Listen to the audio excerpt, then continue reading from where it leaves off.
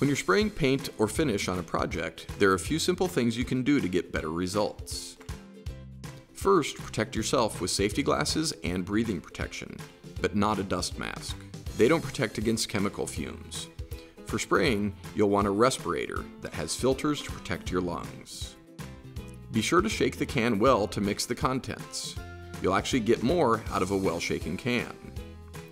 When spraying, try to keep the can vertical, or at least avoid tipping it flat so you're spraying down or up. You'll get a better spray pattern. As you paint, try to keep the can at a consistent distance from your surface. You don't want to swing the can back and forth, since this puts it closer to the surface mid-swing and can cause runs. Start spraying off the edge of your piece and continue past the other edge. As you make your next pass, try to overlap the first one by about 50% to ensure good blending and to prevent tiger stripes of inconsistent color.